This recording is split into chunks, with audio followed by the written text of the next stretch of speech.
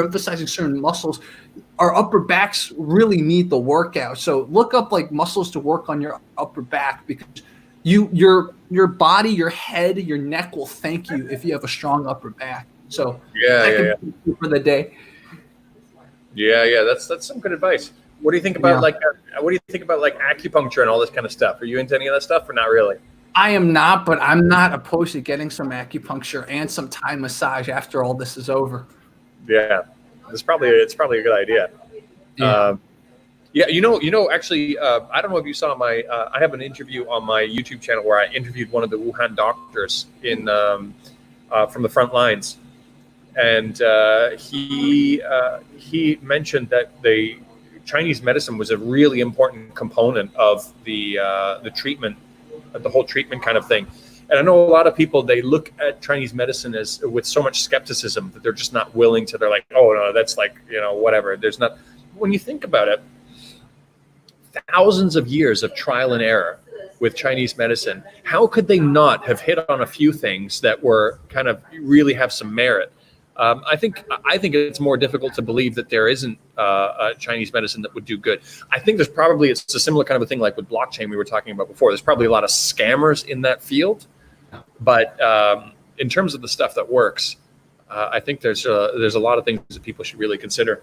Yeah, I'll tell you a funny story. So, I had neck problems for a while because I got hurt when I was in Hawaii, and I had whiplash, right? So the whiplash just wasn't going away, and eventually I went to another doctor. She was a more younger doctor in LA, and she's like, "Well, one thing you can do is go get acupuncture." And I was like, "Whoa, a Western educated doctor is saying that. That is pretty cool."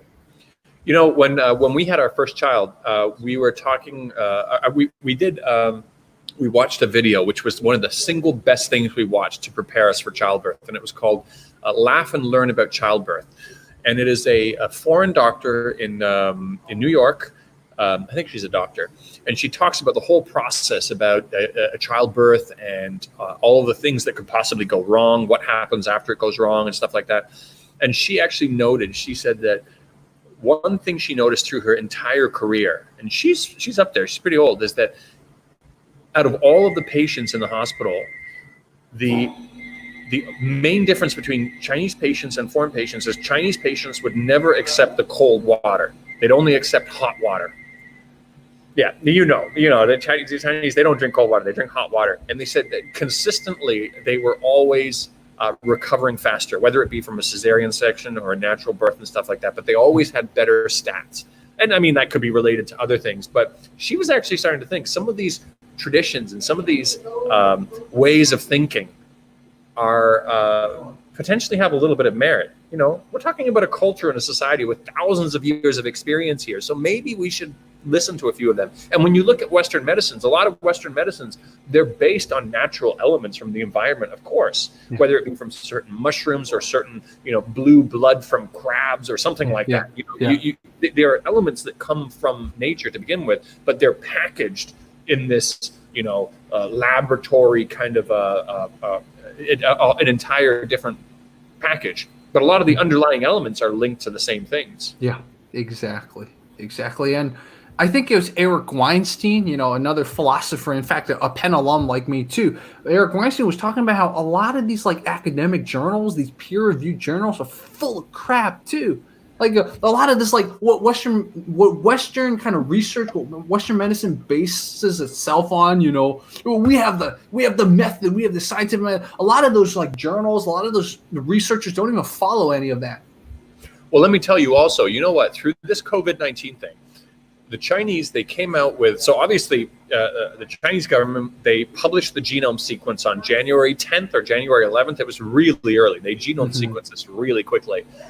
And then they continued to release all kinds of information and data about what findings they had.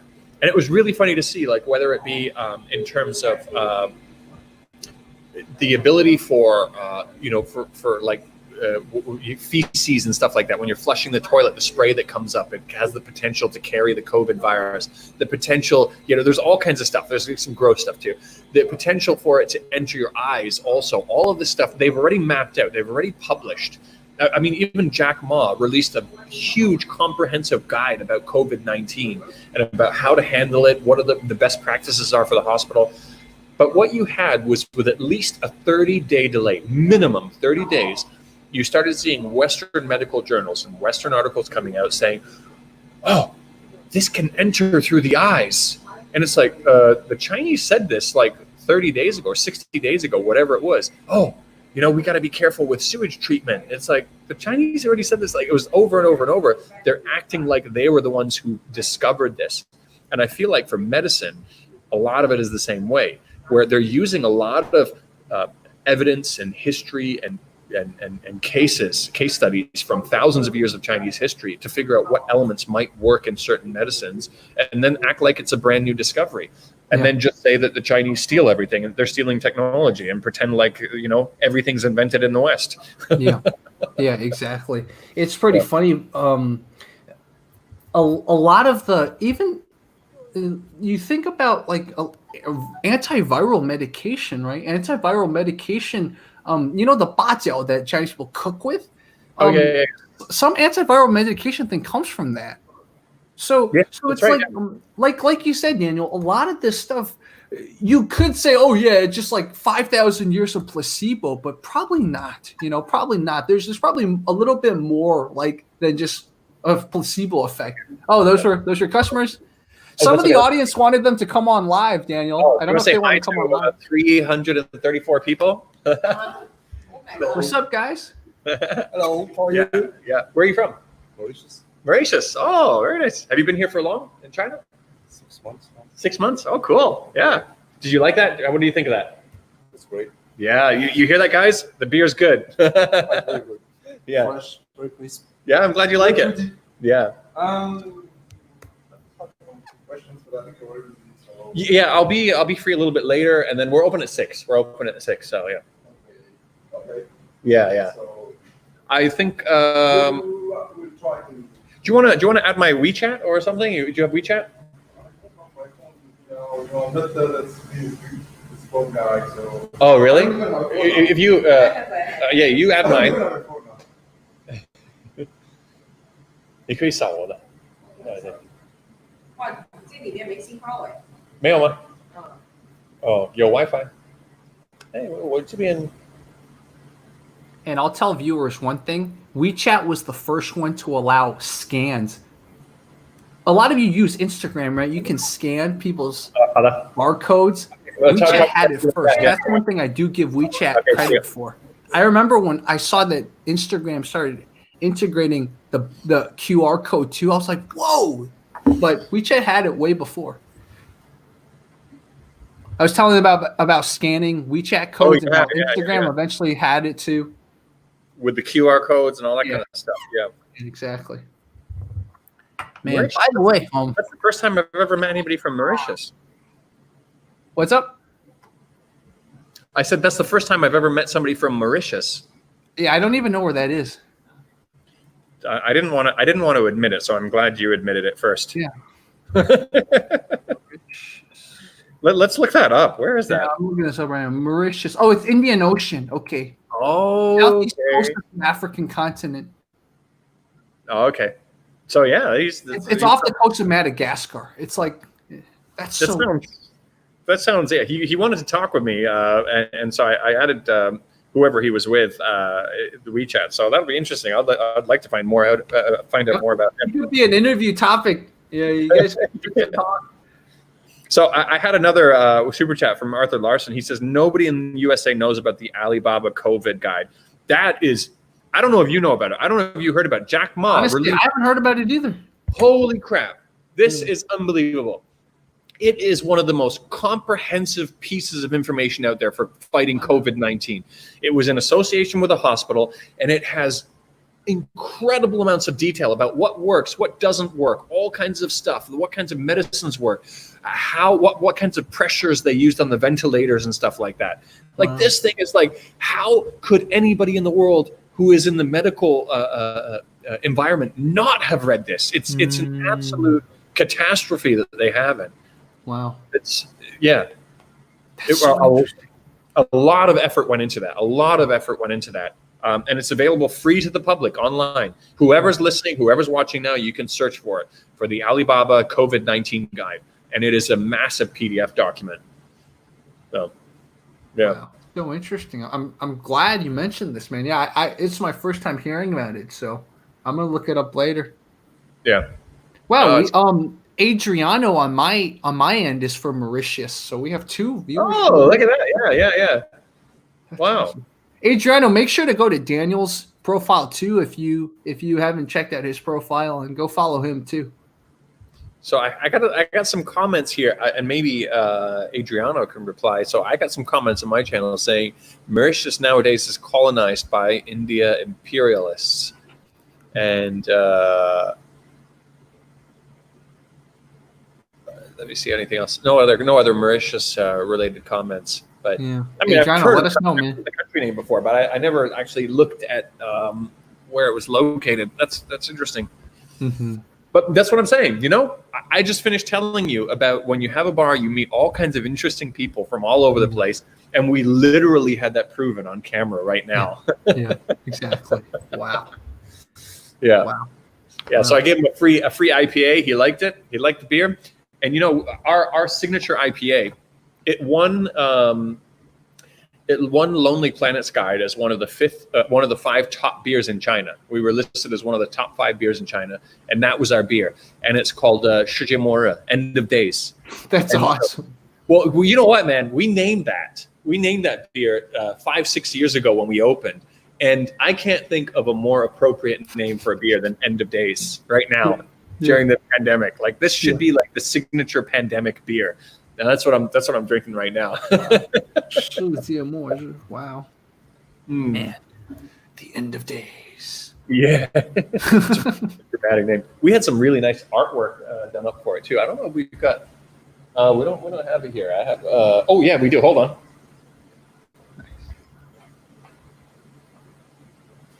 It's also cool to see the Wi-Fi password. Top spin. Oh, everybody knows the secret now. So. Yeah. So the end of days IPA, you can see the hands coming out of the graveyard grabbing the hop. Yeah, with the and there's a little secret too. I don't know if it's printed on. It is. So this is the first time ever I have revealed this secret. Not even my friends here know this, and this is going to be. This is a big reveal, actually. If anybody actually watches this video to this point, because we've been going on for a long time, we've been going on for 2.5 hours. Yeah. So I told you about the Coco Park bar, the story where I got screwed over, right? Yeah. So I don't know if you can see it on the camera, but what I did was when I designed this artwork, on this gravestone, the words Coco are written on the gravestone to represent the death of the Coco Park bar. It's printed into my artwork for this beer. Wow. And yeah, it's on there. It says Coco, but it's so subtle that nobody would ever notice it. The only way they would notice it is if I actually mention it. And this is the first time other than the designer who actually designed this for me, nobody else knows. I don't even think my wife knows that I put that on there. So congratulations to anybody who stayed this long to listen to us babbling. You just learned a big Taps Brew Pub Shenzhen secret. The secret of his beer. Yeah. Yeah. Exactly. Wow. You'll have to come over here sometime. You're from Yeah, I Australia? will. I mean, once this is all over, totally down, man. Yeah. You are. So your family is from Sichuan. Is that right? Yeah, exactly. Part of my family's from Sichuan. The other part's from Anhui. Oh, okay. Oh, And yeah, then yeah. I have some family in I think Jiangsu, I think. Oh, Jiangsu. Okay. Yeah, I think I have some family in Jiangsu. And then I have some family in Shanghai. But I have no family in the south, so I've never been to Shenzhen. It's on my bucket list, man. I want to see the Silicon Valley of China. You gotta look me up when you come. So, so Anhui, Anhui is a nice place for. Anhui is one of the most underrated provinces in China for tea. They have some of the most amazing dude. tea. Guapian. You know, Yes. yeah, Guapian. Lu An Guapian, yeah. You see, guys, this is why you guys should listen to Daniel when he talks about China. Like, Daniel knows China. I'm sure those two other people that often bash China, that a lot of people turn to, do not know about Luan Guapian. That's awesome. There's a Daniel. there's a lot of Chinese that don't know about Luan Guapian. Yeah. That is a beautiful tea. A lot of the Luan Guapian, what they'll do also is they'll actually, so they bake them. Yeah. They bake them and they're really flat. And some of the producers, what they'll do is they'll remove the veins from the leaf before they bake them, so that it really gives you a delicate green tea flavor. They also have a Qimen Hongcha is also from Anhui. That is a beautiful tea with kind of really fruity flavors, and naturally they don't actually add fruit. They have some nice white teas from Anhui. Anhui, #1 underrated place in China for really good tea. Yeah. And it has a lot of good history too that people don't realize. Like lots of great history from the Warring States era and stuff like that. Pretty cool. Yeah. And of course from the Kingdoms era. Yeah. And then from Jiangsu, one of the best signature teas from Jiangsu is Biluchen.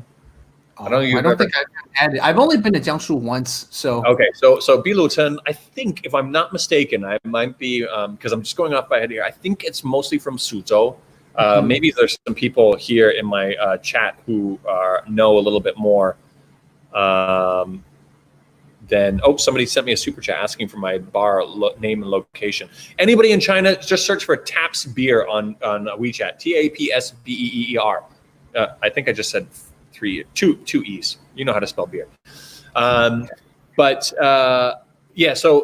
Biluchen is a really special tea.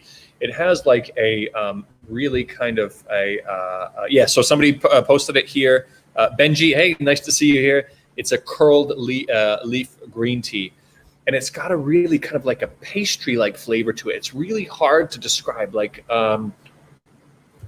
I want to say like spinach pastry, but that's going to make it sound like unattractive. But it honestly is a really unique tea. If you were to look at, you're trying to find unique teas around China that are very different from everything else, Biluchen is one of them. And that's from Jiangsu province. Cool. And Sichuan, the best thing out of Sichuan is the food. I cannot get enough of the Sichuan food. And you have your specialties in Sichuan also, obviously by the different areas. So so Chongqing is Chongqing, but Chongqing, you've got Chongqing and Chengdu are both popular for hot pot, and there's always a battle of the two sides in terms of whose hot pot is better.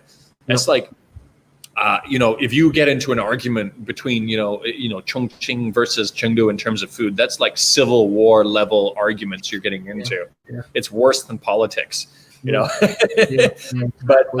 actually, what I like from, I'm not going to say which hot pot I like better because that's like I said, that's worse than talking about politics.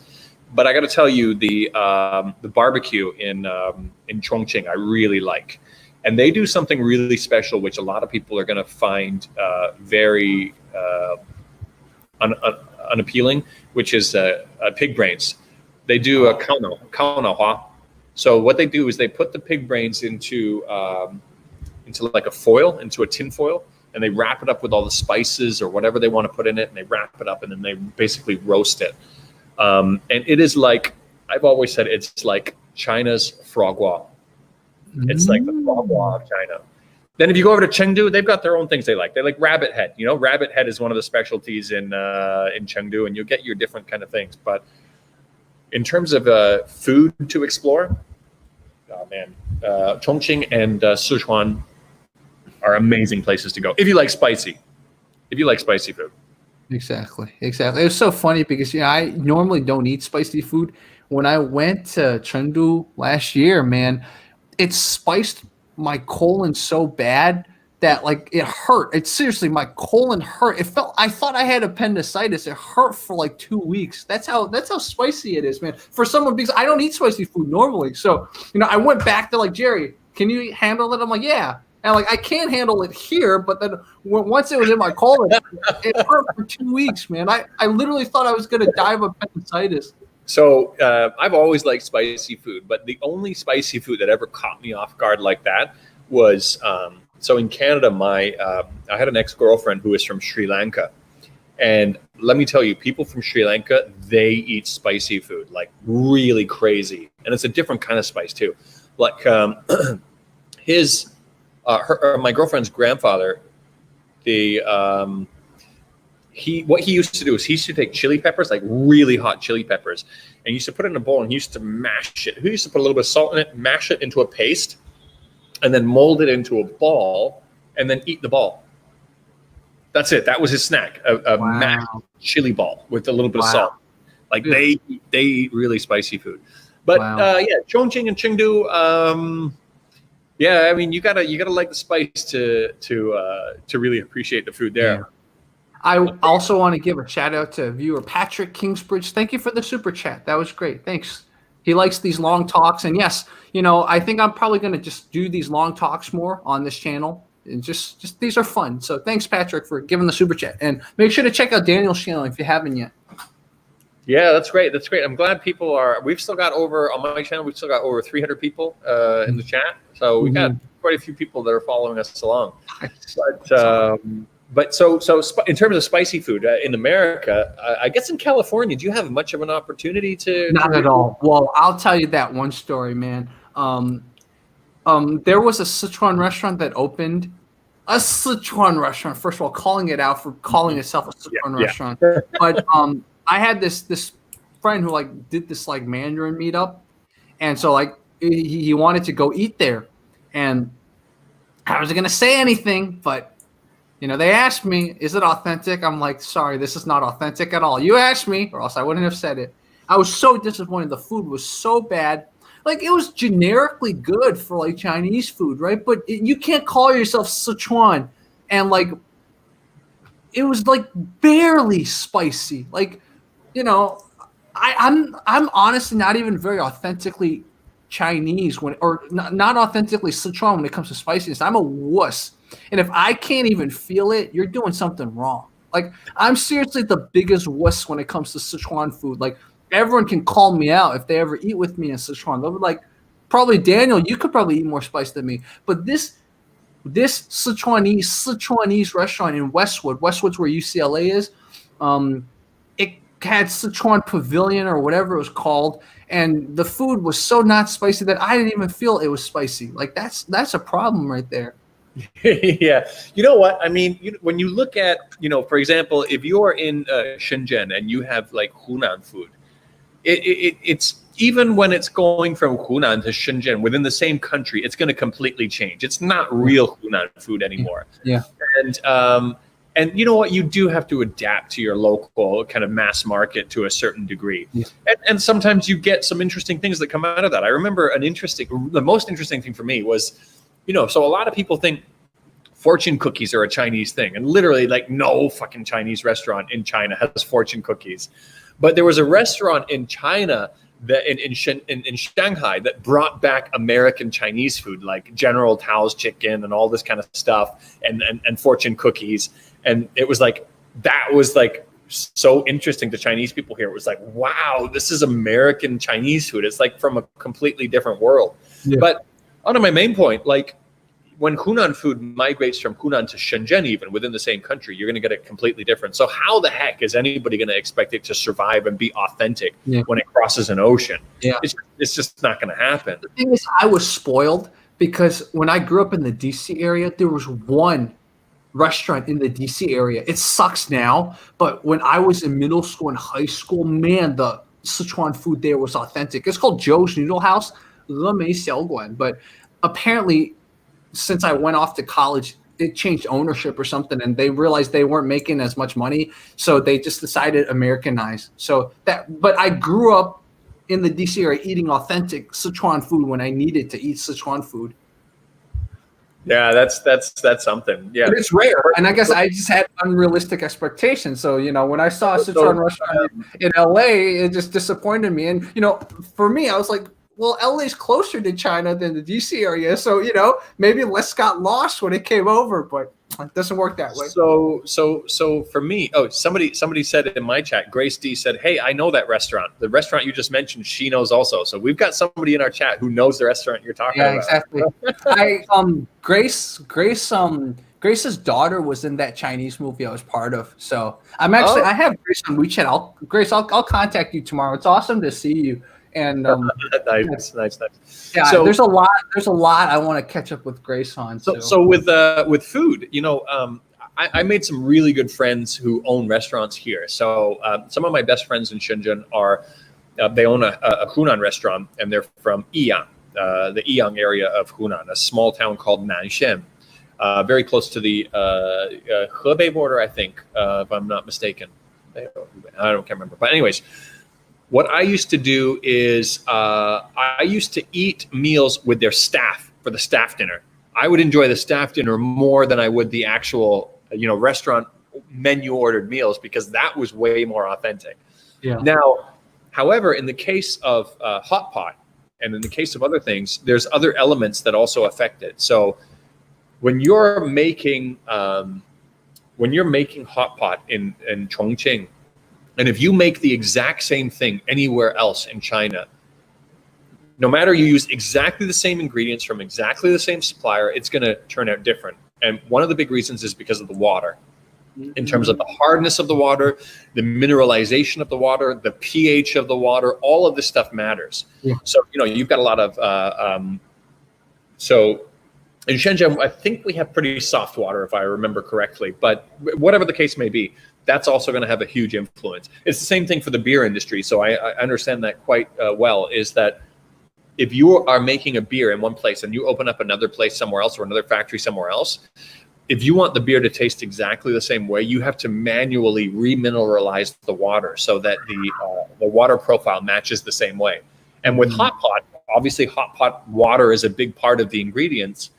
You're going to have that difference as well too, which I think maybe some people might find interesting. Yeah. When I was in Philly, Philadelphia has a beer tour, right? And I remember hearing a similar thing about how back in the day, like some of the authentic Philly beer, it had to be made in a specific type of wood container. Like part of the taste came from that wood container. So there are beers like that. So there are beers like that, especially from Belgium, where they're wild fermented beers. And so there are a lot of beers that, one of the important ingredients of beer is the yeast. That's the thing that's going to ferment the beer, that's going to eat the sugar and turn it into both a CO2 and alcohol. And so with the wood barrels, what a lot of places are relying on, especially Belgian beers, is they're relying on a wild infection. They're relying on an infection from the barrel, and that infection is going to act as the yeast. I know an infection doesn't sound very appealing, but for wild beers, that's what it is. And it's going to be that infection, that bacteria that eats your sugar and turns it into, creates your alcohol and stuff like that. So back before people understood how beer was made, like in Egyptian culture, thousands of years ago, when people were making beer, what they used to do was they used to make the beer, they used to put it in these pots, and then they would pray to the alcohol gods or the beer gods, whatever it was, so that it would ferment, because it wouldn't always ferment. But what they didn't realize, what they were relying on and waiting for, was they were relying on the right bacteria to infect the wort before it became beer. It's called wort, and ferment it and eat the sugar and turn it into alcohol. So that's probably what it is with the wood barrels. The wood probably carries a specific kind of a bacteria which is going to act as the fermenting agent. Wow, that's so interesting. And the other thing I was going to add to the whole hardness and softness of water is that America in general has very hard water, and LA's water is extremely hard, man. We have a shower filter. Here's the really weird part. Before we got our shower filter, the shower would just randomly, the drain would just clog all the time. That's how much mineral was in the water. When you boiled the water, the tap water, there was so much white stuff like calcium and all that would just come out of it boiled. So like after we got the shower filter, our shower has never ever clogged since then. It's crazy. Yeah. No, that's where we were in I grew up just north of Toronto in a small town called Newmarket, which is the same place that Jim Carrey is from. You know Jim Carrey, you must know Yeah. Jim Carrey. Yeah. And there's a few other famous people that are from around there. I think Mike Myers is from near there, and John Candy. I don't know if you know John Candy. Yes, John Candy. Yeah, they're all from my small town. Well, my small town, a little bit north of it. Wow. And we had really, really hard water there too. So it's the same kind of thing. I think when you're relying, especially if you're relying on well water, it's going to be quite hard. That's the piece I'm not sure about. Some people are mentioning the fluoride. The fluoride is important too. The fluoride content. All of these things make a difference, especially in beer, because beer is like 96%, water or whatever it is. But also for hot pot and preparing actual food, it makes a difference as well too. Yeah. Yeah. That being said, though, I will give credit to LA Water, because when I first moved to LA in 2015, I drank tap water. I drank LA tap water for like 6 months, and I was okay. So, that's the one good thing. As much as LA tap water is hard, at least it didn't get me sick. Well, I know. Yeah, so we would do the same. We would do the same in Newmarket also. We would do the same, and I'm not sure if the tap water is safe to drink here or not. But it's just not something you do in China. Like we've just adapted to local culture here, and you don't in Shenzhen we don't drink the tap water. I think based on the reservoirs they get it from, and if you're living in a new complex and the piping is good, I'm pretty sure it's okay. But we still buy our, it's a habit now. We buy our 20-liter, big containers of water and put them on our water dispensers. But for tea, you don't want to use tap water for tea because of the fluoride and because of all those other additions. It's not gonna make a nice cup of tea. Yeah, I learned that really good teapots, the type like really legit teapots, you're not even supposed to wash them. So like you brew the tea in it, and you don't wash it. Well, you're not supposed to use soap. You're definitely not supposed to use soap. And so I got a lot of like the real intense tea lovers who really understand tea. They took a big issue with my last video, because my last video, I like prepare.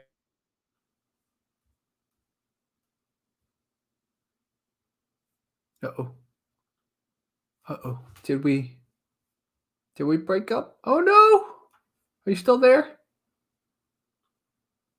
Are you still there, Daniel? Oh no. Huh. Let's see if we can get this back. Oh, there you are. You're back.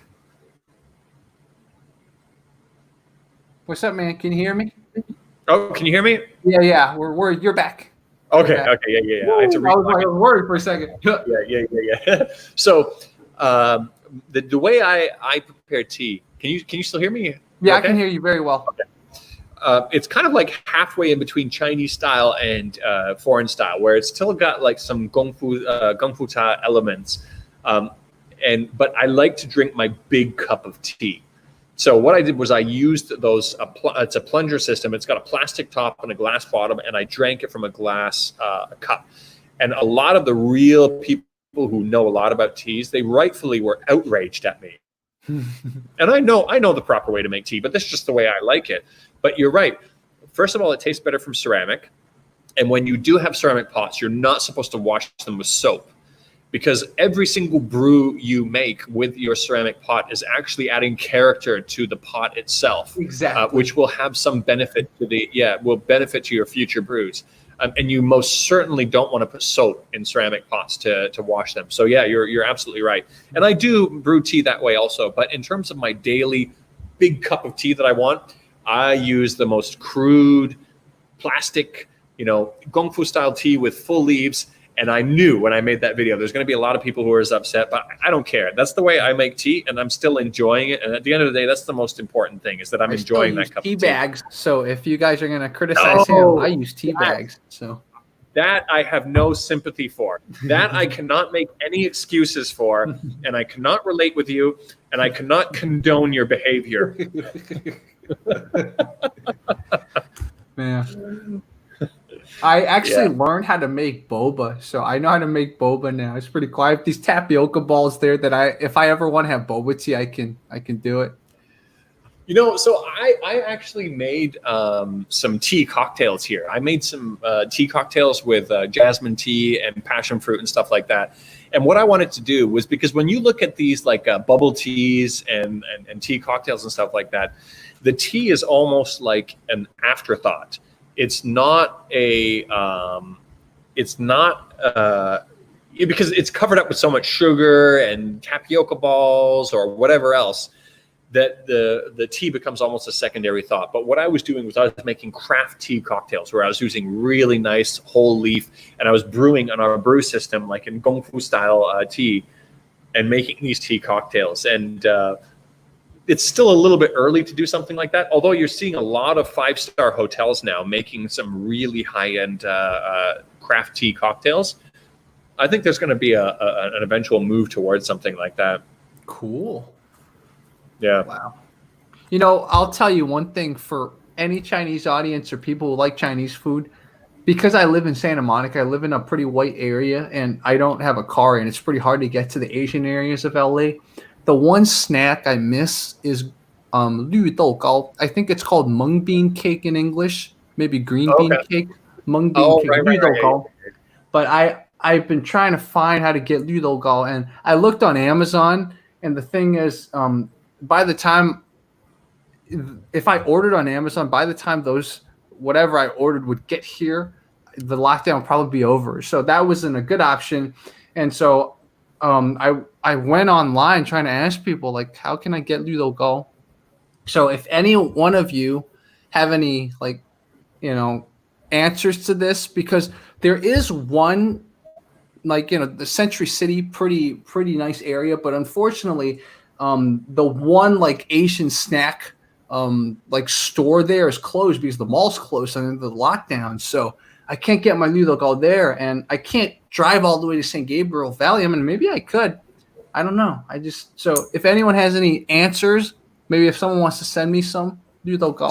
So that's my So I have no intention to move back to Canada anytime soon, and that. If I ever wanted to, if I all of a sudden said, I really want to, move back to Canada, that's my wife's biggest concern, is finding the ingredients that she likes. She has no interest to move to Canada because she knows that especially a lot of those spicy ingredients for making certain hot pots or stir fries and stuff like that is going to be really hard to find. I mean, maybe it's possible, but she's got absolutely no interest to live in Canada for this reason. And let me tell you, a lot of Chinese people, one of the most common questions I get here is,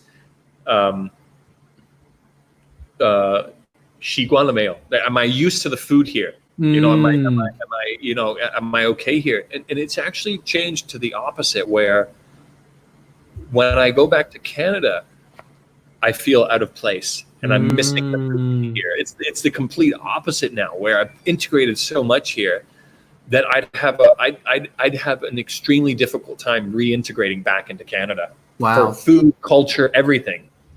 Wow. One of your viewers recommended the app Yummy Buy. So I'm going to download the app. That's why I was looking down on my phone. I'm going to download the app and see if they have lü dou gao. I'm going to get my lü dou gao. Nice. Yeah. Yeah, it's so amazing how there's another one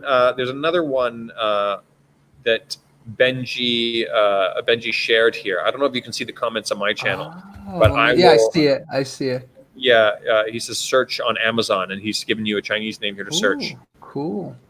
Yeah. Oh, I could go to Missoula. That's not a bad idea. Thank you for that. I forgot about Missoula. I always think of Missoula as like a Japanese place, but yeah, they should have lü dou gao.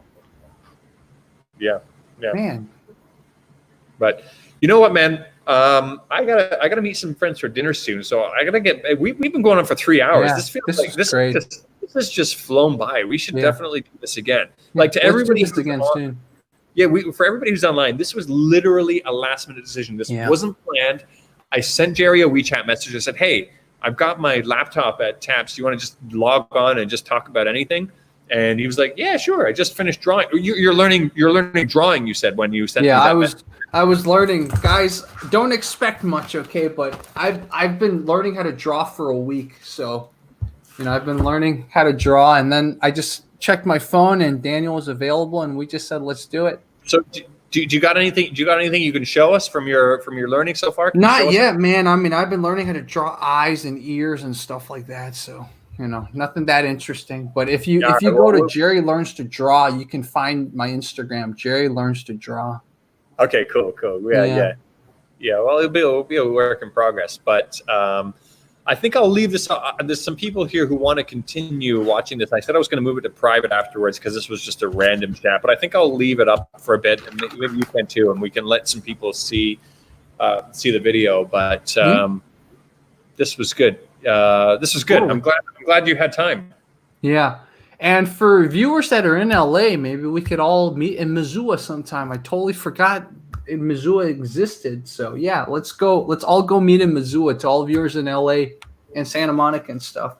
Yeah. Let me finish this off with putting your channel on the screen again. There we go. For people who are here, you can look up Jerry there, and yeah, for people who are in LA, definitely look him up. We've got some people coming in. Thank you, Hanlu Liu. Said that we should do these talks more often. So let's think about doing this again, man. This is fun. Definitely. This was so fun. I'm so glad we finally got to do this, man. I knew it would be a good conversation. Like, guys, for those of you who stumble on this later, you'll probably see this on my channel, guys. Like Daniel, go to Daniel's channel, man. I like him. He's a good dude who likes to, he integrates into China, right? That's what matters. All right, man. Well, let's wrap it up here, and we'll do this again sometime soon. Cool. Do I press end broadcast, or do you press end I'm going to do it. I'll do end broadcast, and we can wrap up after that. So cool. See you guys, Sounds good. everybody. We'll see you next time. Okay. See you guys.